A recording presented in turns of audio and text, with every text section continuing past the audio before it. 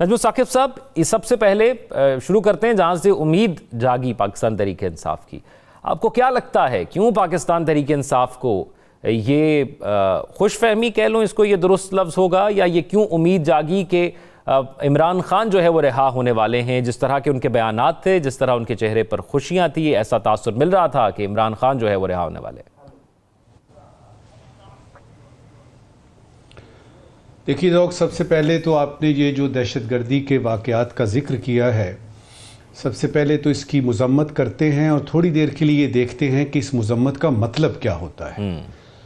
इधर कोई दिल खराश वाक़या पेश आता है और हुकूमत की तरफ से आता है जी हम इसकी मज़म्मत करते हैं। सदर पाकिस्तान, वज़ीर आज़म और कुछ वज़रा और कुछ और लोग भी जो कहते हैं जी हम मज़म्मत करते हैं। भाई इसका मतलब क्या होता है? तो सबसे पहले तो मैं ये बताना चाहूँगा कि इस मज़म्मत को अल्फाज तक ना रखिए और इस मज़म्मत के मानी समझिए कि इसका मतलब क्या है। ये एक मज़मूम चीज़ होती है और इसको इस तरीके से देखना चाहिए कि आपने ये कह दिया कि ये मज़मूम है, ये मज़म्मत करते हैं, उसके बाद कुछ इक़दामात भी लेने होते हैं ताकि इस तरह का वाक़या जो है वो दोबारा पेश ना आए। तो हम भी, हमारा पैनल भी, हमारा ये जो यानी ज़ेरे बहस के सारे लोग हैं, हम इसकी मज़म्मत करते हैं। दिल दुखता है, तकलीफ़ है, बहुत शदीद तकलीफ़ है, क्योंकि एक जान जाती है इसका मतलब होता है एक ख़ानदान ख़त्म हो गया, और एक ख़ानदान ख़त्म हो गया तो फिर बाकी क्या रह गया। और उसमें ये मज़म्मत जो है, इसके आगे क्या करना है, ये अस्करी क़यादत को भी सोचना है, इंटेलिजेंस एजेंसीज़ को भी सोचना है, हुकूमत वक्त को भी सोचना है, और फिर सबसे बढ़ के अवाम को सोचना है कि इसमें हमारा रोल क्या हो सकता है। तो ये तो होगी आपकी मज़म्मत। क्या बात है आपके सवाल की तरफ। देखिए, उनको इसलिए यानी पीटीआई वालों को अचानक जो है वो उनकी फुलझड़ियाँ नज़र आईं और मिठाई वगैरह बांटी गई। बहुत सारे उनके वकला जो हैं वो इस तरह से कर रहे थे जिस तरह कि उन्होंने खान को रिहा करवा लिया है, वो इसलिए कि तोशाखाना 2 में जो आपका था केस, उसमें रिलीफ मिला। लेकिन उसके साथ ही फिर अचानक एक रौ शुरू होती है और बहुत सारे जो हैं यानी केसेस दोबारा से सामने आते हैं। ये तो हमें पता है कि ये एहतजाज क्यों हो रहा है, आपने उसकी वजूहात बता दी, डिमांड्स बता दी। मेरे पास 2-3 सवालात हैं जिनका कि मैं चाहूँगा कि मुख्तसरन जवाब भी दूँ और फिर आप उसको बात को लेके आगे बढ़ें। पहला सवाल ये है, क्या ये एहतजाज हो भी रहा है कि नहीं? क्योंकि अभी तक किसी इजाज़त की बात नहीं हुई। इजाज़त मिलनी है, लेनी है, नहीं, कोई पता नहीं। इस्लामाबाद हाई कोर्ट ने कह दिया जी कि ये गैर कानूनी है। इसका मतलब है कि अगर ये एहतजाज हुआ तो ये कानूनी नहीं है। फिर ये है कि कंटेनर्स हर तरफ लगे हुए हैं और उससे पता लग रहा है कि हो रही है। फिर उसके बाद मुज़ाकरात की बात आती है कि जी अंदर खाते में कुछ मुज़ाकरात हो रहे हैं, तो पता नहीं ये प्रेशर बिल्ट हो रहा है। फिर दूसरा सवाल ये है कि ये प्रेशर जो है ये किसके लिए है? हुकूमत वक्त के लिए है कि पीटीआई के लिए? ये दोनों के लिए है। हुकूमत वक्त पे इसलिए कि उनको वो बौखलाहट जो है, जो हमें हर दफ़ा नज़र आती है कि कहीं कुछ वाकई ऐसा नतीजा ना निकल आए कि खान बाहर आ जाए, कोई डील हो जाए वगैरह वगैरह, तो उनकी बौखलाहट समझ आती है। पीटीआई ज़्यादा अंडर प्रेशर इसलिए है कि शेर आया शेर आया शेर आया की बात जो है वो करते रहे तो फिर एक दिन शेर आ जाता है। अगर ये कामयाब नहीं होता, जो कहते हैं जी आखिरी मार्क का है और इसमें हम ये करेंगे और उस वक्त तक नहीं जाएंगे जब तक हमारी डिमांड्स पूरी नहीं होती, तो अगर ये ऐसा ना हुआ तो फिर पीटीआई क्या करेगी? ये प्रेशर पीटीआई के ऊपर है। तीसरा सवाल ये है कि अगर ये कामयाब हो गया एहतजाज, डिमांड्स मानी गई, तो सूरत हाल क्या डेवलप हो रही है? वो एक बड़ी खौफनाक सी सूरत हाल है और उसमें मुझे बहुत सारे इनकलाबात जो फ्रेंच रेवोल्यूशन से लेके ईरानी रेवोल्यूशन और वगैरह वगैरह, और तियानमन स्क्वायर आता है, उसमें तहरीर स्क्वायर आता है, उस तरह की बात जो है क्या होने वाली है? मेरा तज्जिया ये कहता है कि ऐसी कोई बात नहीं होने वाली। तो इन 3 सवालों को करने के बाद देखना यह है कि अगर ये एहतजाज हो जाता है तो होगा क्या।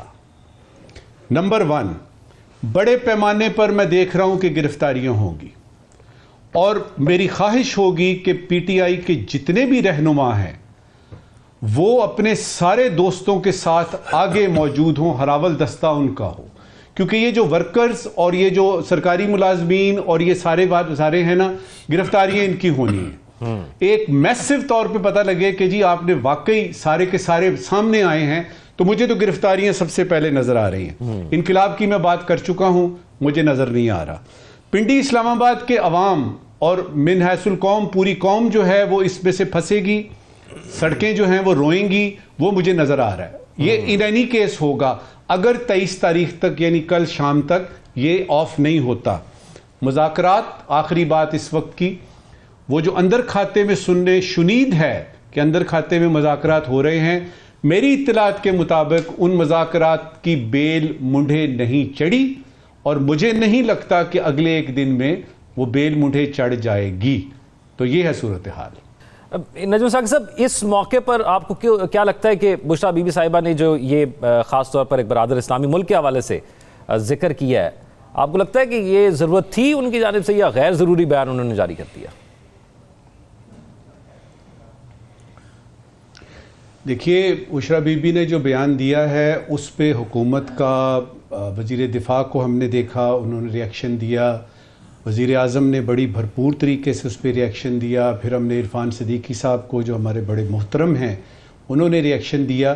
तो उसका तो रिएक्शन उसकी तरफ से आ गया, हुकूमत की तरफ से। उस पर हमें बात करने की ज़रूरत इसलिए नहीं है कि वो जो बयान उन्होंने दिया वो उसका क्या था, उसकी क्या जुज़ियात थी, उसका क्या जवाब आया, वो तो ऑलरेडी हमारे सामने आ चुका है। जो हमारे सामने नहीं आ रहा, थोड़ी देर के लिए उसको देख लेते हैं। मैं मिसाल देता हूँ। देखिए, आप अगर आपने पूछा ना हिकमत अमली, तो एक हिकमत अमली मैं आपको हुकूमत की भी तजवीज़ करना चाहता हूँ जी। वो इस तरह से कि आप ये कंटेनर खड़े कर रहे हैं, रुकावटें डाल रहे हैं, 72 पॉइंट्स पे आपने जो है वो कह दिया जी बिल्कुल बंद, सारी की सारी मोटरवेज बंद, और उसमें पिंडी, इस्लामाबाद, फैसलाबाद, सियालकोट, कोई ऐसी मोटरवे नहीं जो बंद नहीं की।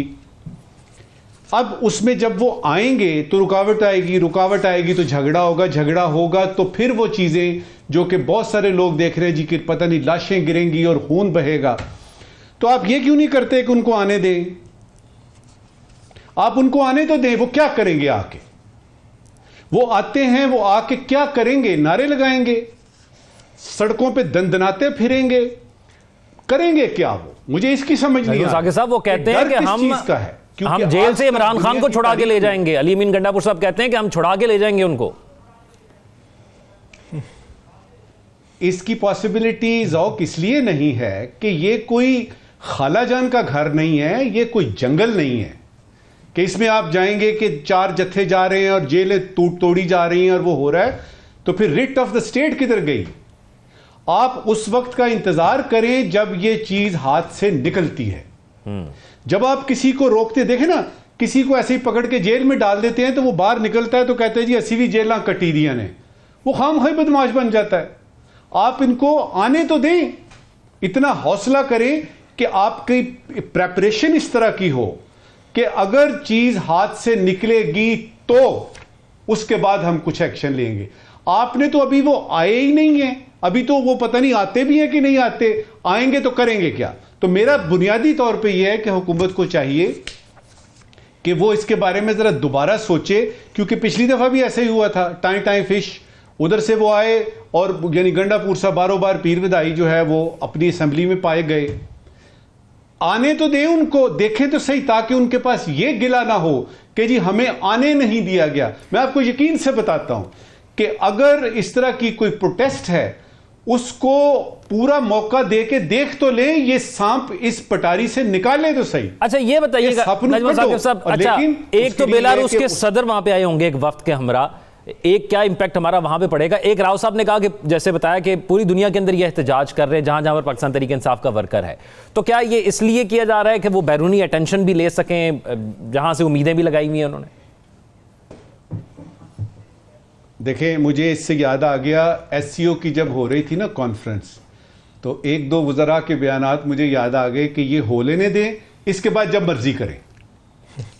ठीक है, ये बयान आपको याद है? जी जी। वो उन्होंने हो लेने दी, अब उनको करने देना। अच्छा, जहां तक ये बात है कि बेलारूस के वो कोई आ रहे हैं, यानी कोई डिग्निटरी आ रहा है, तो पाकिस्तान में तो हर वक्त कुछ ना कुछ तो होता रहेगा। उसमें कोई ना कोई मेहमान आएगा, कोई ना कोई इवेंट होगा। अभी 14 अगस्त आ जाएगी, अभी 23 मार्च होगा, अभी कश्मीर की यकजहती का दिन है, अभी उसका यौम स्याह है, उसमें कई किस्म की कॉन्फ्रेंसेस हो रही हैं। फॉरेन ऑफिस में तो हर वक्त कोई ना कोई आया होता है, कोई ना कोई जो है वो फॉरेन डिग्नेटरी। तो फिर उनके लिए जगह क्या बनती है?